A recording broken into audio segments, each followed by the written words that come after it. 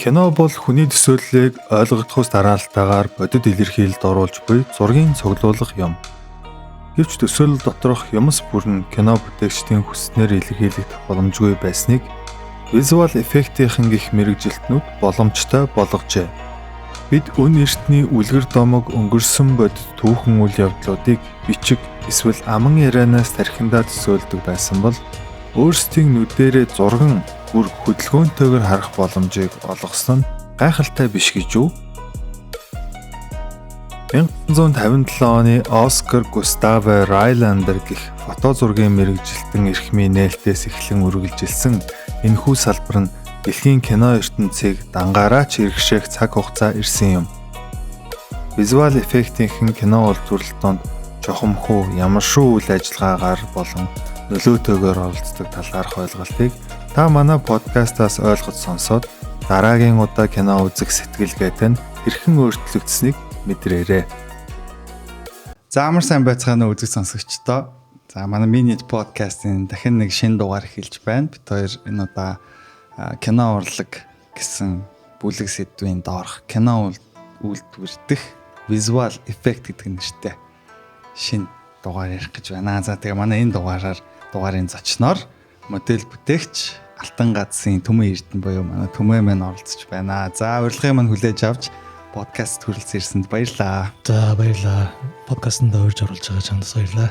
За visual effect буюу VFX гэж товчлолоор хүмүүс их ярьдаг. Тэгээ энэ салбарын бол одоо миний мэдэх одоо хамгийн топс мэрэгжилтэн юм хүн байна. Тэгээд хамгийн ихний асуултаа нэг ийм ярианс эхлэе гэж бодож байна. Тэгээ бид хоёр бол ерөнхийдөө би нэг өмнө мэддэг байсан. Тэгээд би бол Түмээг бол програм хангамжийн инженер чиглэлээр сурж байсныг мэднэ. Тэгэхээр програм хангамжийн инженер мэрэгжлээс энэ урлаг бүтээх салбар руу яагаад орох болсон бэ гэдэг асуултаар хамгийн ихний подкаст эхлэе гэж бодож байна. За баярлалаа. Тэгэд яг програм хангамжаар анх сурж байгаад нөгөө багасаа зураг зурх дуртай хөлтэйсэн л да. Аяг их зураг зурдаг. Тэгэл баримлын шороор юм идэг. Тэгэл ер нь тийм нэг урлагийн сонирхолтой байсан юм шиг байгаа. Тэгэл нөгөө 10 жилдээ шугам зурагтаа сайн байдаг ч юм уу. Тэгэл дандаа тийм visual талын юмнуудад аягүй дуртай. Тэгээд нөгөө програм хангамжаар сурч эхэлж байгаа. Тэгээд нэг 3 дахь курс хүртэл явж байгаа. Тэндээсээ за энэ ер нь бол яг миний сонирхолтой зүйл биш байна гэдгийг ойлгосон гэх юм уу. Гэхдээ програм хангамжийн тухай яа nothing against it те. Зөндөө хэрэгтэй зүйл гоё зүйл байдаг, гоё мэрэгжил. Гэхдээ нөгөө яг надад таарахгүй юм шиг надад тухай санагдсан л да. Гэхдээ тэгэл тухайд нөгөө нэг телевизийн график дизайны ажилд орох боломжтой л тэгээд ажиллаж эхэлсэн. Тийм.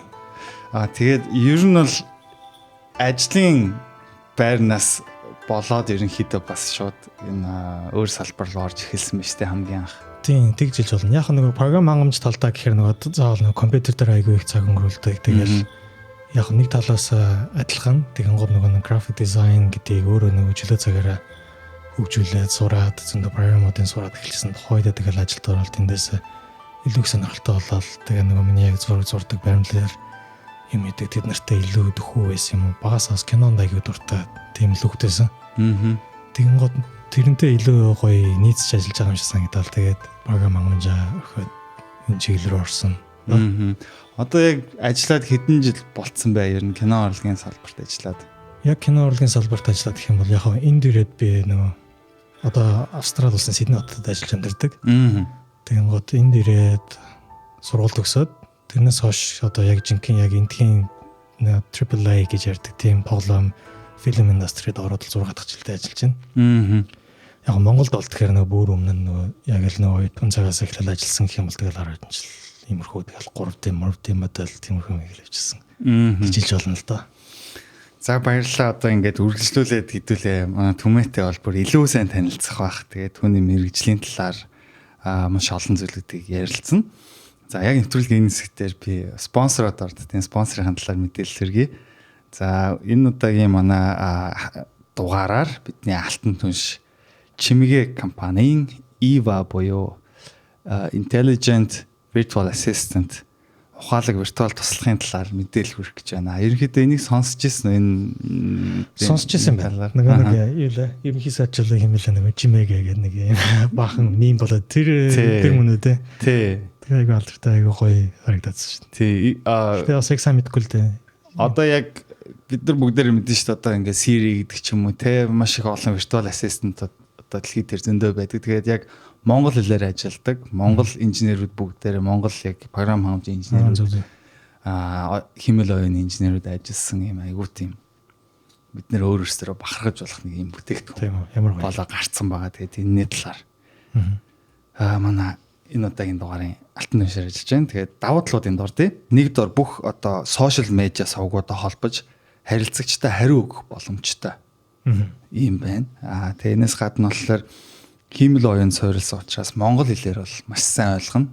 Яг монгол хэлээр сайн ойлгоно гэдэг нь монгол хэлний эрдэмтэд хэл шинжээчд бас давхар ажилласан байдаг. Тэгэхээр энэ дээр болохоор монгол хэлийг одоо 96-7% таа таньж байгаа гэсэн. Тэгээ ерөнхийдөө цаг алдалгүй харилцагч бүрийг бас бүртгэн авна. Харилцан түүхүүд нэг дор яг ингээд маш олон сувгуудаар ингээд сошиал медиагаа хүн бизнесээ явуулахад аягүй хэцүү байдаг шүү дээ. Бизнес ч л зөв хувийн юмаа ч явуулахад хэцүү байдаг шүү дээ. Тэгэхээр энийг бол нэг дор багцлаад явуулчин гэсэн. За тэгээ мэдээж хэрэг виртуал буюу одоо компьютер дээр суурилсан учраас 24/7 юу ч алдахгүйгээр энд одоо харилцагчийн мэдээллийг аваад асуултанд нь хариулаад явах боломжтой гэсэн үг. За тэгээ дээр нь 80% харилцагчдад одоо сэтгэл ханамжийг төрүүлдэг гэсэн өөрсдийн судалгаа гаргацсан байгаа байна. 30% зардал бууруулах ач холбогдолтой гэсэн юм тус маш олон давуу талуудыг гаргацсан байгаа юм байна. За тэгээд манай энэ удаагийн дугаарын алтан тушаар ажиллаж байгаа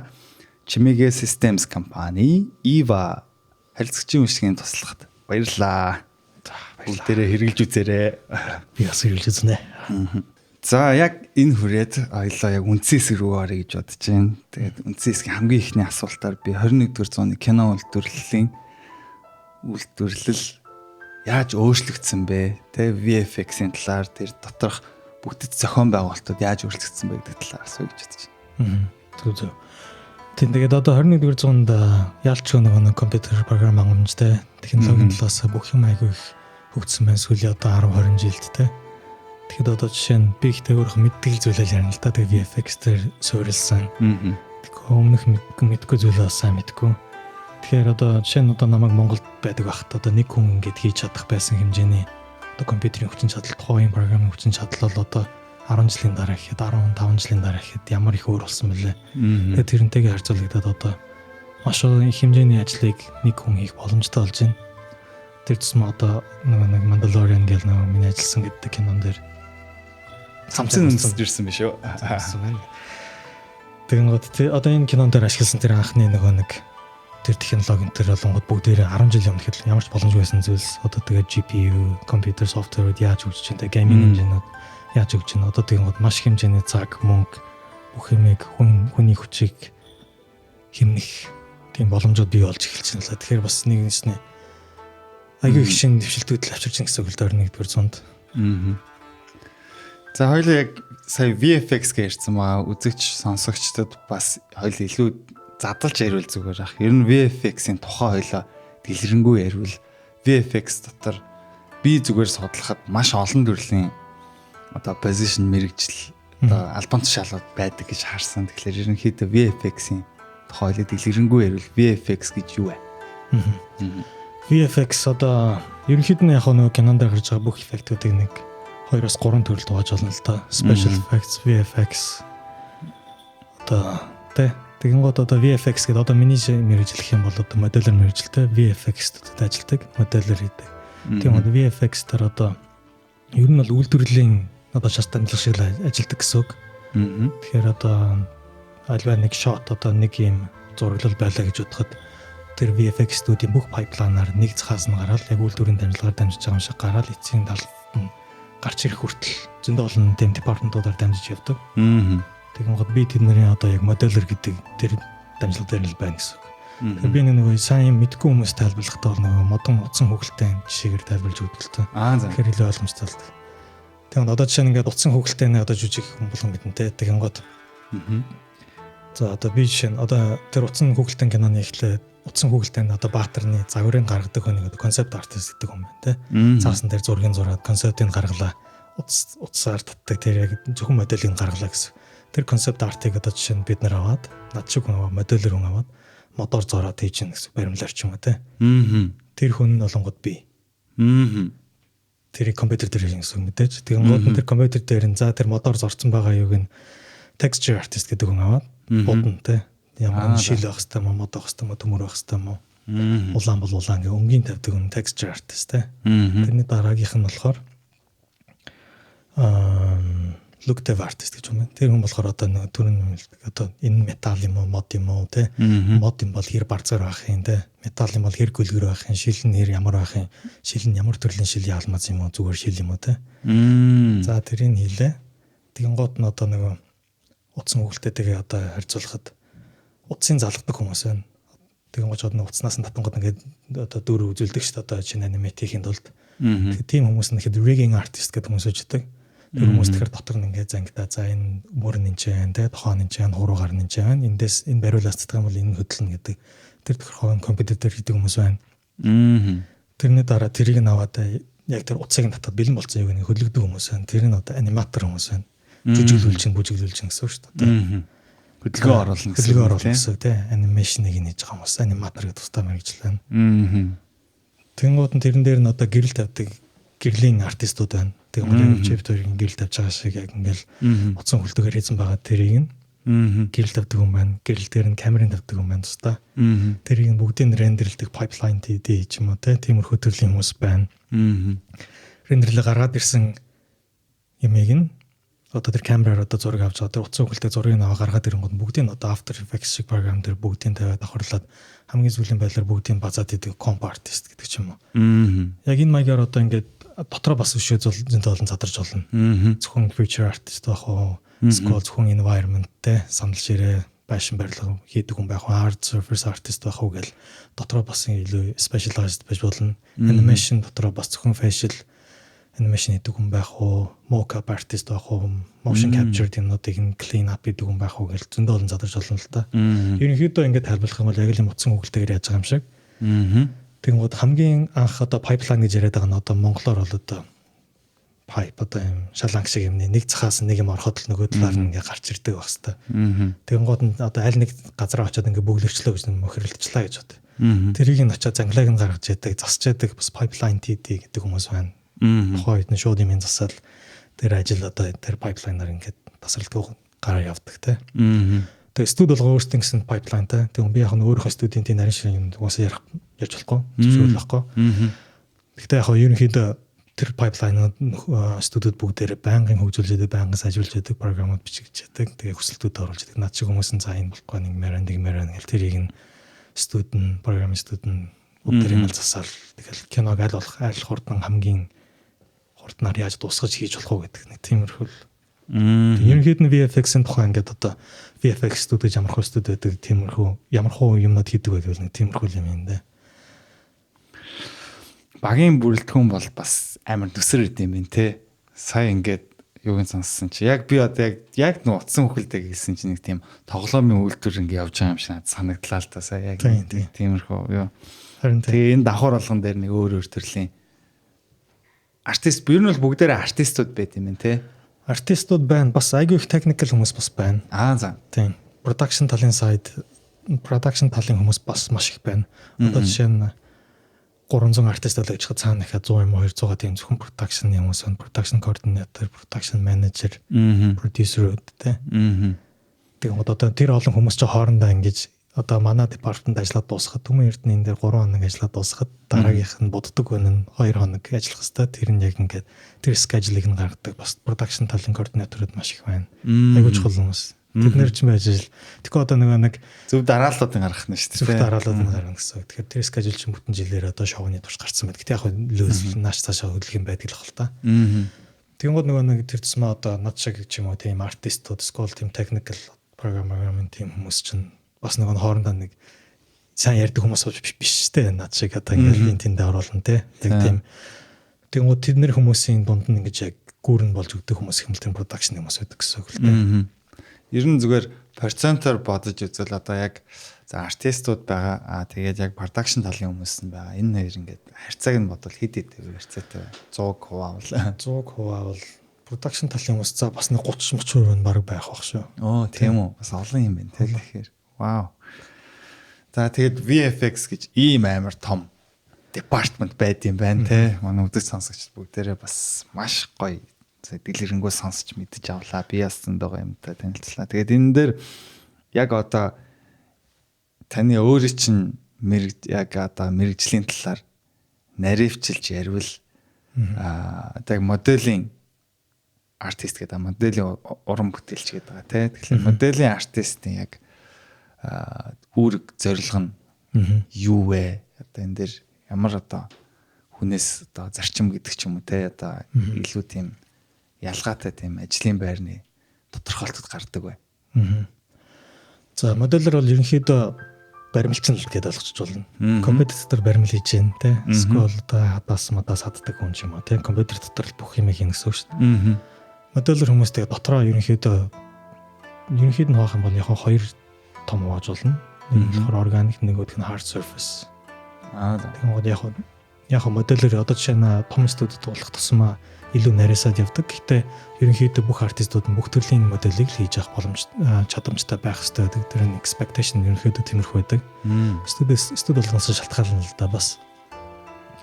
Одоо тэгин гот кинон дээр одоо жишээ нь дэлбэлэх тэслэгч байдаг юм уу те. Супер баатрууд одоо тэгэл мангас зангастай зөндөө олон хийгдэх хэвээр модельдох хэвээр юунууд зүйлс юу вэ? Тэгэл тэр болгоныг л заавал модельдно гэсэн үг. Тэгэхээр тэр дотроо одоо зарим артистууд нь зөвхөн характер тал дээр илүү давмгаалсан те илүү тэр скилээ тэгээ хөгжүүлсэн тэрэндээ сайн хүмүүс байхад зарим нь болгоод hard surface одоо машин механизм fashion те одоо environment те тиймэрхүү юм дээр бас илүү талтай хүмүүс бас байна. Миний хувьд тэгэхээр би нөгөө өмнөх студидтэй character designer, character artist гэдэг нэршлэр ажиллаж байсан. Тэр нь болохоор яг модельероос арай өөр нь болохоор character artist болохоор яг нэг characterтай холбоотой бүх юмыг хийжсэн тухайд үснээс бусдаа. Үснээс бусдаа. Тэр модельээ хийгээд цаанаасаа концепт ирнэ. Заримдаа нөгөө gaming studios нь болохоор тоглоомных нь модельүүд нь заримдаа ирнэ. Тэр концептууд нь бас ирнэ. Тэр өнтер концептын тоглоомын модельийг харж байгаа л яг тэр нөгөө трейлер дээр гардаг school in game visuals гэж яддаг байхгүй нөгөө арай жоохон тоглоом тоглож байгаа гэнтэг нэг юм чанартай нэг дүрснүүд гардаг шүү дээ. Тийм. Нэг announcement trailer дээр нэг тоглоомч амар илүү гоё графиктай харагдаад нэг шүү. Тийм. Тэрийг хийдэг харууд гэсэн. Тэгэн гоо тэнд байхад болохоор би юу хийдэг байсан бэ гэхээр за одоо тэр тоглоомоос ирсэн концепт. Тэгээд модель хоёрыг авангуудаа тэрийг амар яг нэг тийм рендер төвшин quality-г сайжруулад модельдод texture нэгээд тэгээ нөгөө металлцтай бүх лүктэй бүх талыг нэгээд үснээс бусад бүх юм нэгээд хувцсыг нэгээд тэгээ дараагийн артисттай хүн тэр нь үсийг нэгээд хувцсыг нөлөөлдөг тэр бүх юм нэгэ гэсэн. Одоо болохоор энэ VFX студид болохоор яг моделер гэдэг мэржлэр хэлж байгаа. Тэгэхээр зөвхөн модельлэн гэсэн. Тэр бодох юутай. Гэтэ яг нөгөө дараагийн департаментийн хүмүүстэй бас ойрхон ажиллана л да. Texturing artist-аас зааж ийн ямар гэдэг ч юм уу тий.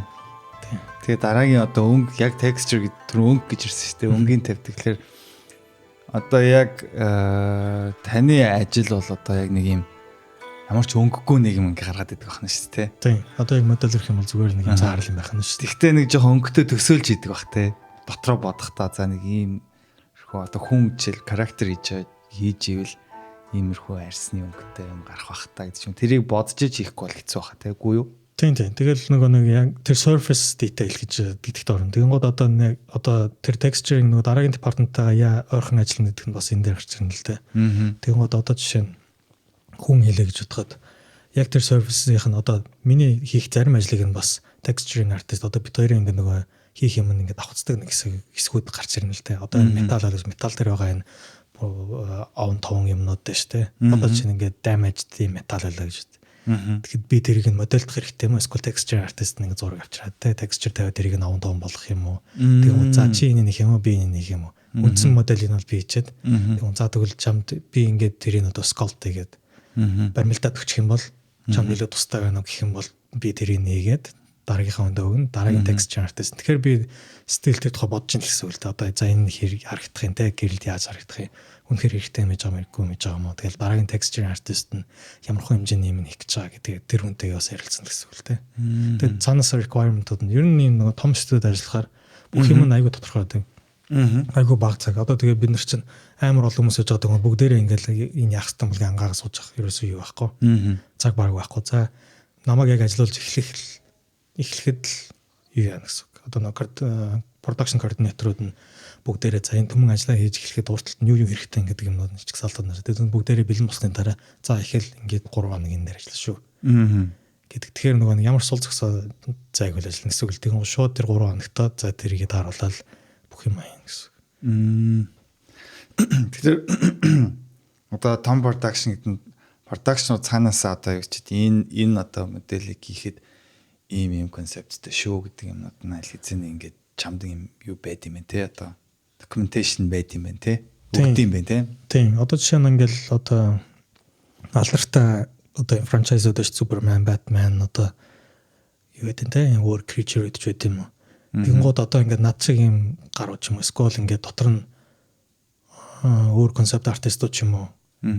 Шинээр имийг зохиогоол ингээл те за Batman-ээс энийг би гоёор чи энийг ингэж гэдэг тийм юм юусаа байхгүй гэсэн. Зүр шууд бүх юмнууд нь кинонд бүр VFX ажлууд эхлэхээс өмнө за дизайн нь бол яг юм байна. Яг юм байх хэвээр энэ зураасууд нь юм байна.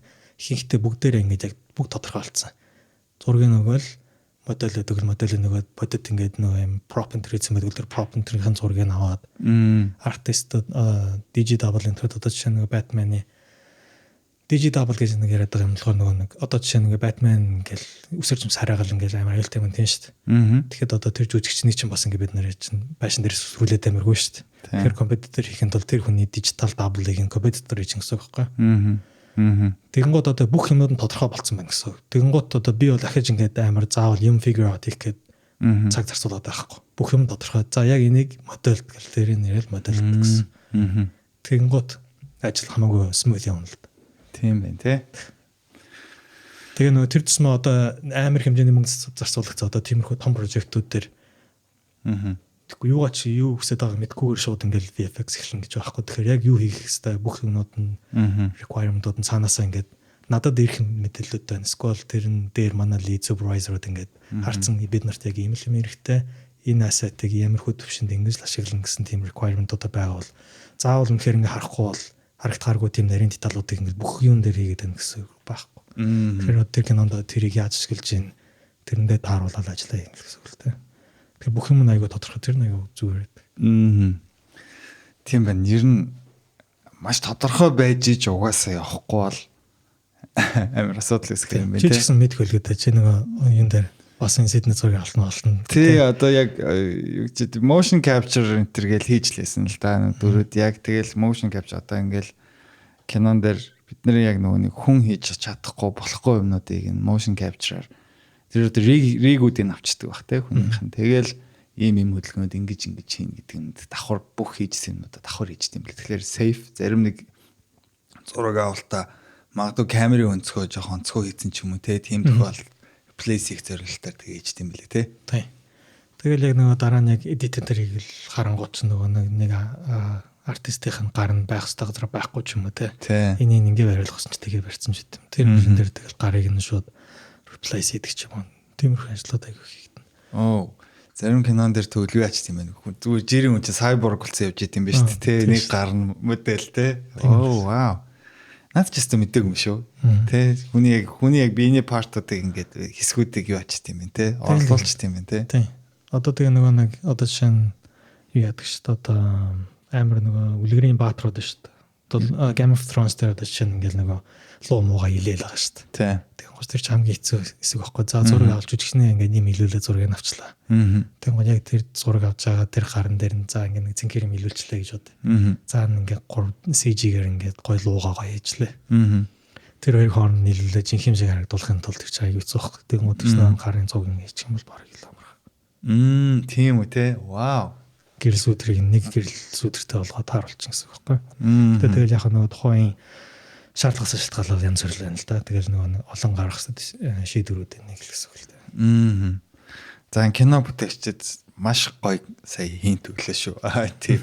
Хүн болго мэдэхгүй бах те яг гэхдээ анхнаасаа яг кино хийхийг зорж байгаа хүмүүс юм ингэж ич болдог гэж бодож ивэл яг энэгээрээ төсөөлөд зураг авалтаа ч юм уу юмудаа шийдчихвэл бас зүгээр юм байна те анхнаасаа. Тийм.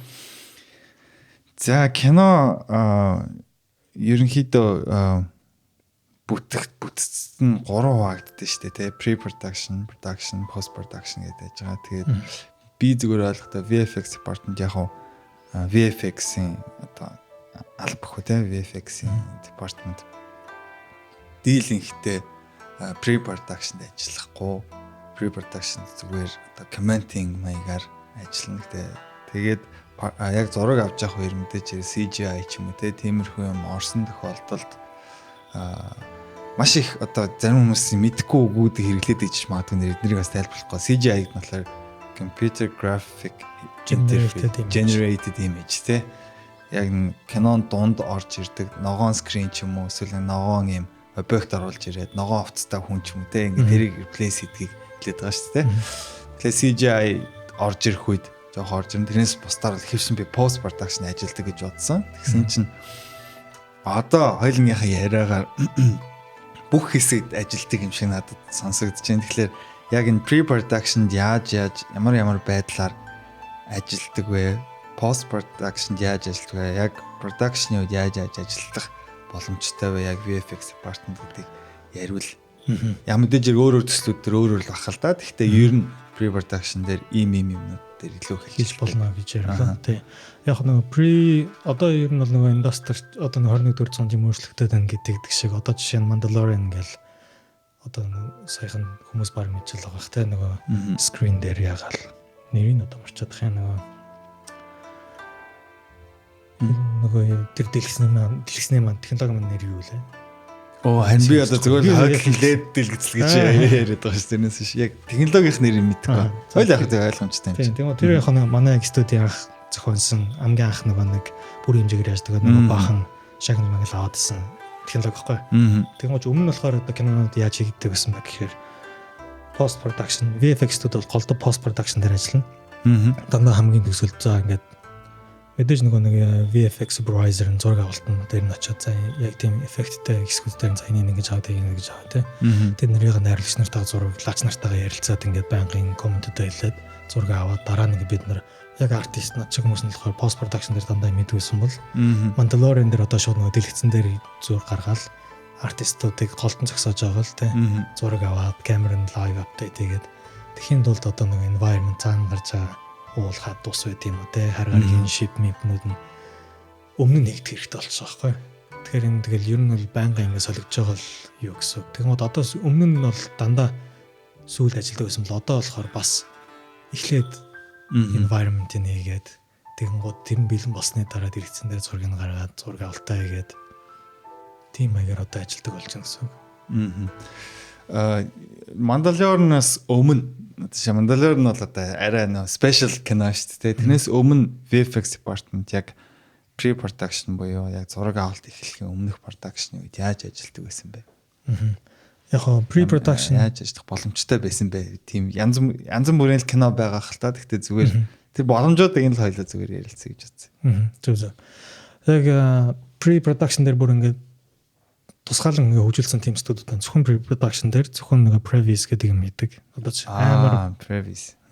Муу quality-тэй мангар хурдан тэгсэн мэтлээс за ингээ Superman ингээ нисээд ах юм байна. За энэ Superman чаавар нисэх, Batman чаанах юм те. Аль байшин яаж мөргөөд яах ингээд өмнө нэг хоёр дээр storyboard гэдэг шүү дээ. Тэрний одоо жоохон бүрстэй хөлбөрийн хийж гэсэн үг байхгүй. Тэгэхээр team юмнууд VFX зарим VFX-үүд хийдэг л баг. Тэгэнгүүт яг хөө тэрийг нь previs хийгдсэний дараа тэрийг нь бид нарт өгөөд тэрийг previs харж байгаа нөхдөө зураг аваад previs-тэйгээ цуг авсан зураг манад өгөөд манах тэрийг нь жинхэнэ final quality тийм юм хийдэг гэсэн үг. Зарим тохиолдолд болохоор бас previs-ийг хийх тохиолдлууд байна л да. Тэр яг нэг шоу болгоно шалтгаалал яа гэсэн. Тэгээ нөгөө нэг бүх юм нөгөө тодорхой байна гэдэг түрүүн ярьсан шүү дээ. Тэр шиг одоо зургийн авалтан дээр хүртэл одоо зөндөө олон мянган хүний экстратай хийж тэд нарыг ингээл яг яаж авах вэ? Манай найруулагч одоо юу бодож байгаа одоо тэгхгүйгээр бүх юм тодорхойлоод гэсэн үг шүү дээ. Одоо чи бас нэг зургийн авалтанд орохдоо бас анзаарсан л дээ. За энэ өнөдөр ийм зургнуудыг авна, ийм плантай байна гэдэг. Тэрийг шийдэхин тулд previs заавал хийсэн байдаг гэсэн үг л дээ. Одоо ер нь storyboard тэгвэл ер нь халагдаж байгаа юм биш үү? Тийм, яг storyboard хийгээл storyboard стил зурдаг нөгөө нэг Netflix нэмэртэй байдаг л да. Гэтэ тэгэл тийм. Тэгээ storyboard өгөөд previous studio гонгота за нэг previous гэдэг гэл тайлбарлаж өгөл нөгөө дул нь хийн гоо тэр нэр нь комд өгөөл яг л манахта яаж ажиллаж чинь тэр шиг тэр студиудтай бас ажиллаж ажилдаг гэсэн. Харин надаас яг юм previous хийхлээр хамгийн их давуу талтай юм санагддаг. Би одоо ер нь кино гэж байгаа хүмүүс бүгдээрээ ингээд нөө тархиндаа хадгалаад байхгүй тий яг ингээд нэг бүрчлэн зураг яагаад байхгүй зөв previous хийчих юм бол ядаж камера англ гэдэг ч юм уу тий камерны үнцэг гэдэг ч юм уу previous гэж нөгөө юу хэлээд байгаа шин үзэгчтэй тайлбарлаж хэлэхгүй бол одоо тийм юуны төвчлэн бол previous visual гэж юм лаа тий тэгэнгүүт яг иймэрхүү зураг авна гэдгийг яг тэрүүгээрээ өмнө хийгээд энийгээ батлаад энийгээ бариад хамгийн гол нь батлах чухал юм шиг санагдсан. Тэгээ энийгээ бариад яг энийгээл зураг авалтаа хийгээд явах юм бол цаашаа production ажил бол маш хөнгөн болоод явчихж байгаа байхгүй тий. Тийм. Ерөнхийдөө одоо нөгөө кино ч нэг гол нь зөвхөн тэгэл effects биш те. Ер нь бол бүх нөгөө хийж байгаа хүмүүс чинь нөгөө story- нь явж гинөө те. За яг энэ effect хэсэг нь яг хүнд хэрэгтэй юм одоо яг story-го сайн цааш нь ахиулж чадчихна те. Story-ндоо яг хэлэх ёстой story-го хэлж чадчихна уу гэдгийг харахын тулд мангар үнэтэй зураг авалтаа гэж жүжигчнэрээ гүйлгээл тэгэл нөгөө дараа нь VFX-ийг амарлаг эффект хийж харахаас өмнө хүмүүс тэрийг ингээд хараад тэгээд ийм rough edit хийгээд тэрийг нөгөө найруулагч нар өөртөө харж тийм боломжийг өгч гэсэн үг байхгүй. Тэгэхгүй одоо нөгөө одоо амир тэр баатар нисч ирээл юм өргөлөө тэр мэрийг нь ерөнхийд нэг халт хараад тэгэн гот нөгөө кино хийж байгаа артистуудтай л тусалж ин гэсэн үг л тэгээд эртхэн тэгэн гот тэгэхгүй одоо дараа нь ингээд яг яаж харагдах вэ ямар хөө фил хийхийг нь мэдэхгүй мангар хэмжээний мөнгө зарцуулаад ч юм уу цаг зарцуулаад зураг авчингуудаа дараа нь за ингэн гоо за биш юм байна гэж. Яг нь кинонд зөндөө олон хасагддаг нэмэгдэг шотнууд зөндөл байдаг л хэл та. Тухайн үед гэхдээ тэгэл цаг мөнгө хэмжээ гэсэн үг л те. Ер нь бол. Тий. Өмнө гэхдээ илүү зардал гаргаад байгаа юм шиг мөртлөө те. Цаашдын зардлыг бол хичнээн их хэмжээг бас тооцоолж болохоор юм те. Тий. Ер нь бол мөнгө хэмжээ л гэсэн. Мөнгө цаг хэмжээ л гэсэн. Гэхдээ previous-ийг одоо яг VFX department-ийн хийж байгаа previous видеог хийхэд хэр хүндрэлтэй мэдээж хийцлээс хамаархал байх л да. Гэхдээ ер нь ямар хугацаа зарцуулах вэ? Гайг баха маш хурдан хамгийн гол нь хурдан их хэвээр. Тэр нөгөө яг яаж харагдах нь бол ямар ч хамаагүй. Тэгээд previous artist-ууд чинь угаасаа generalist гэдэг хүмүүс голдуу байна. Бага хэмжээний анимашн хийдэг, бага хэмжээний модель хийдэг, бага хэмжээний ингээ cameraman хөдөлгчдөг. Тэгээд storyboard-нууд аваад тэрийг хөдөлгөөл. Тэгэл ямар ч хамаагүй модель гаргаж ирэл бэлэн байдаг ригнүүд ашиглал машинууд байдаг бол машинуудын бэлэн байдаг модельд ашиглал. Жохон юм модельдох хэрэгтэй бол модельд бол тэгэл ерөнхийдөө л сайжруулсан storyboard гэсэн үг юм. Тий харин тий. Хамгийн гол нь мангар хурдан тэгээд яг харахад юу болоод байгааг нь ойлгомжтой болох хэрэгтэй. Одоо нөгөө зодооны team choreography интервьюдийг ингээл өмнө нь ингэж хийдэг бол дараа нь ингээл хоёр баатар ингээл зодолтооч юм эсвэл нэг юм creature enter баатар хоёр хоорондоо зодолж байгаа тэр хоёрыг яаж харагдахыг нь төсөөлөд хэцүү шүү дээ.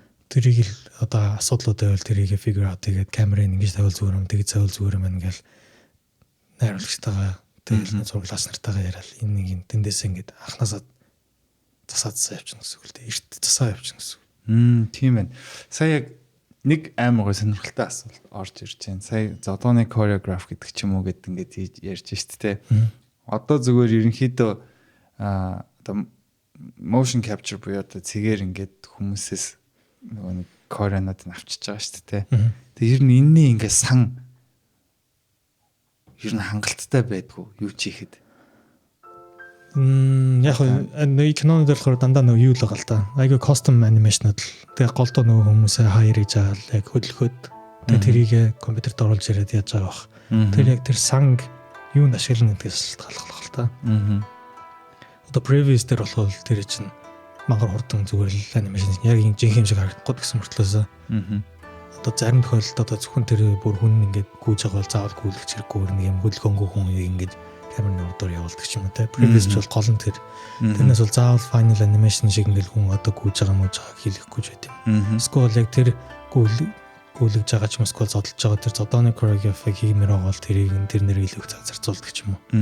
Тийм шаардлага. Миний асуулт нөгөө нэг бүр гадна талаас нь асуучлаа sorry. Сайн юу тодорхой асууж ирсэнгүй. Юу гэхээр previous биш. Одоо бол нэг иймнүүд яриад байгаа шүү хүмүүс. Хүнгүүгээр кино хийх гэдэг юм аа гэдэг те. Ямар ч хүн оролцохгүй. Одоо юу ч тийм баг дүүрч оролцохгүй. Тэгэхээр юу гэхээр миний зүгээр ойлголтоор аль хэзээний маш олон төрлийн хүмүүсийн одоо хөдөлгөөний анимашнуудын сан ингээд цугларсан болоо гэж би бодоод байдаг байхгүй. Одоо альч одоо тоглоомод дээр бас зөндөө хийгдэж байна те. Тэгэхээр иймэрхүү сангууд одоо жишээлбэл энэ тентгийн компаниудад янз бүрээрээ байгаа юу? Байгалах. Одоо тэгээ дээрэс нь одоо нөгөө өөр юм технологи гараад ирсэн шүү дээ. Заавал нөгөө нэг mocap юунод зүгхгүйгээр зөвхөн нөгөө нэг видео фидигээ тэгэнгүүт тэр нэг AI-аар танингуудаа толгойн чинь мөрний чинь тэндээс нь шууд анимашны point-ууд нь гарч ирээд тэгээ mocap яг адилхан датаг ингээд run хийдэг.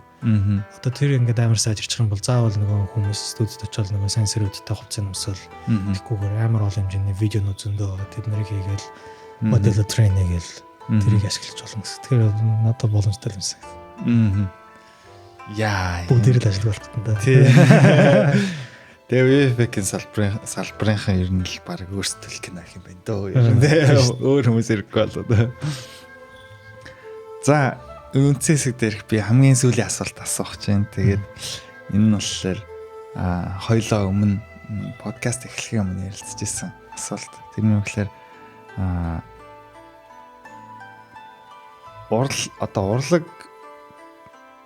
урлагийн бүтээлч болон арга техникийн бүтээлч хоёр төрлийн одоо зан чанартай юм артистууд, модель артист гэдэг ч юм уу те одоо юм артистууд байна гэдэг талаар ярьсан. Англиар хэлэх юм бол artistic эсвэл technical гэдэг те. Яг ийм mindтай хоёр өөр юм одоо тархин ажиллаад байгаа ийм хүмүүс байна гэсэн. Энэ хоёрын энэний талаар ялгааг гоё яриул. Зөв. Би болохоор тийм одоо ингээд 3D ч юм уу компьютер дээр одоо юм хийж байгаа артистууд одоо жишээ нь адилхан нэг техникал талын скиллүүд ч надад баг зэрэг байгаа. Тэгээд зарим нэг артистик талууд ч байгаа тий. Хүн болгон тэгээд адилгүй шүү дээ. Зарим хүмүүс зөвхөн ингээд амар техникал юмд амар сонирхолтой тий. Зөвхөн ингээд ямиг кодчил. Одоо кодчдаг бол манай мэргэжилд бас айгүй хэрэгтэй л байдаг. Жишээ нь би болохоор тэрэндээ цаг зацуулах дургуйч байдаг ч юм уу тий. Тэгэхээр тэр хүмүүс ч гэсэн даваа тал байгаа, артистик хүмүүс ч гэсэн даваа талууд байгаа. Тэгэнгүүт яг нэг хүн яг өөрөө юу хиймээр байгаа тэрийг л олж сонгох хэрэгтэй л байна. Одоо манай мэргэжилд ирэхэд яг надтай адилхан модулер мөртлөөс яг амар артистик талтай үнэхээр амар лаг гарууд байна. Зарим нь техникал талтай амар лаг гарууд байна. Тэр нар өөрсдөө кодчил одоо амар том машин дээр үүдэг амар олон хэдэн мянган модулуудыг ингээд кодчил өөрөө скрипт хийж байгаа л нэг конод дараал бүгдийг ялгаал нэрийг өөрчлөл яадаг чинь тэ юм идэх ч үт юм уу. Одоо би болонгот гэрэл сүүдэр хэлбэр те одоо gesture энэ зүг байгаа юм уу те тэр талтай илүү сонирхолтой ч үт юм уу. Антом судлал те. Тим артист тим хүмүүс байна. Зарим хүмүүс болохоор тим артистик юм дургу те антом гэх сурах дургу хүмүүс байна. Тэгэхээр аль алинд даваа талууд нь байгаа. Тэгэл яг өөрөө юунд дуртай тэрийг бол хөгжүүлэх хэрэгтэй гэсэн үг л те. Одоо жишээ нь зарим одоо миний мэдлэгээр сонин тэгэн гол нь яг техникэл юмнууд хэрэгтэй мөртлөөсөө бас айгүй их артистик юу шаарддаг. Чадвар шаарддаг. Тэгэхээр энэ дээр одоо юу ч тийм яг ингээд илүү техникэл тал нь ажиллаж байгаа хүмүүс, илүү артистик тал нь ажиллаж байгаа хүмүүс гэдгээр хамтарч ажиллах хэрэгтэй болж байна те. Ер нь л тийм хамтарч ажиллана. Угаасаа нэг зөндөө олон одоо зөвхөн VFX-үүд гингод ингээл зөвхөн над шиг ингээл модельд гараад байхгүй. Зөндөө олон техникэл артистууд бас байна. Баахан кодчдаг хүмүүс байна. Custom script-үүдийг бэлдээд байж байгаа хүмүүс байна. Бидний цагийг яаж хөнгөлөх үү гээл те. Байнгын нэг компани болгон дотроо өөрсдөө гэсэн нэг программистуудтай гэдэг ч юм уу те. Код мод өөрсдөө хөгжүүлдэг програмуудтай. Дотроо зөвхөн энэ хаус хөгжүүлдэг зөндөө олон програм софтверүүд байна. Одоо жишээ нөгөө Pixar-ийн RenderMan гэдэг инженер ч бол зөвхөн тэдний өөрсдөө дотроо хөгжүүлдэг юуж байдаг ч юм уу те. Хүмүүс мэддгээс хэлвэл. Тэгэхээр ер нь хоорондоо ингээл уялдаж ажиллаж ажил. Одоо тэгэл нөгөө тэр Mandalorian сүүлийн тэр нөгөө тэлгэс мэлгэцийн тэр технологиуд чинь яг л тэр technical болон тэр artistic хоёр тал нь хоорондоо уулзахгүй бол тэр чийзэж боломжгүй зүйлээд байж байгаа юм. Илүү баг яг тэр талууд нь тодорж гарч ирж шүү дээ. Яг тийм хөөцлүүд тэр те. Вау. За нэг юм нэмэлт хэлжүүл юу юм шиг санагдтыг одоо Монголоос одоо Монголд өмнө би ингээд бас график дизайн энэ төр гэл янз бүрийн юм хийжлээсэн. Тэгэнгүүт одоо ингээд өөр дэлхийд гэх юм уу эсвэл одоо ийм салбарт одоо Монголоос гадуур хүмүүсийн нэг том миний анзаараад байгаа ялгаа нь юу вэ гэхээр айгүй их specialized болдог яг нэг юм да. Монголд болгоод ингэ бүх юм хийчих гэлдэг шүү дээ. Тэгэхгүй бол болохгүй. Угаасаа тэгэл зах зээл нь тийм. Тэгэл одоо Монголд байгаа хүмүүс шахаад шагаар маар бол шүү жоохон нарийсаал зөвхөн яг нэг юмараа сайжрал илүү дээр идэг юм болов гэж надад санагддаг. Зүг тэр хэлчмээр санагдаад. Тийм ээ, яг үнэн шүү. Яг Монголд угаасаа яг тийм те. Бид нар бүх юмыг нэг хийдэг юм шиг, бүх юмыг хийж чаддгүй юм шиг те. Тэгсэн мөртлөө хэцүү дээр жижигэн зах зээлтэй газруудад л юм байдаг юм шиг надад санагддаг шүү. Гэхдээ одоо одохгүй угаасаа бүгдээр ажиллах болоо нэг код ч төгөлж байгаа гэх хаа. Тийм бах те. Бүгдээрээ кодчос орчил сайн байна да те. Хэмэл оюуны салбарын анхдагчид Нобелийн шагналтан болохдоо зэрэгцэн монгол хэл дээрх анхны виртуал ажилтан ажилд орлоо. Тодорхойлбол Chimega Systems компани хүний нөөцийн хомсдлыг багасгах зорилгоор Intelligence Virtual Assistant буюу хэмэл оюунд виртуал туслахыг зах зээлд нэвтрүүллээ. Энэ талаар тус компанийн гүйцэтгэх захирал Бадралтай хийсэн ярилцлагыг одоо үзүүлье. Тэгэхээр монгол хэл дээр анхны том хэлний модельийг бол өнгөрсөн хавар танилцуулаад удаагүй. Тэгэхээр энэ моделийн бас дараагийн хувилбарууд бол одоо ингэж виртуал ажилтан хэлбэрээр гарч ирж гин гэж ойлгож байна. Тэгэхээр та Иваг юун түрүүнд товчхон тайлбарлаад өгөөш. За Ива гэдэг маань болохоор Intelligent Virtual Assistant буюу одоо хэмэл оюунт виртуал хүн гэсэн тийм туслах гэсэн үгийн товчлол. За бидний хувьд бол Chimega Systems компани за одоо игүүнэгээ сая дурдлаа тийм LLM хийсэн. За тэгээ Bolor Soft-ийн 20 жилийн одоо туршлага дата тийм энэ софтверийн туршлага дээр үндэслээд бид нар болохоор зэрэг виртуал монгол хүнийг хийх гэж зорддог. Тэр нь юу гэсэн үг вэ гэхээр одоо хэмэл оюунтай монгол хэлээр чөлөөтэй ойлголцдог, харилцдаг, ярилцдаг. За тэгээд бичдэг тийм ийм ажилтныг л энэ бол бэлдэж байгаа гэсэн. Туслахыг ажилтныг гэх юм уу тийм. Тэгэхээр энэний хамгийн анхны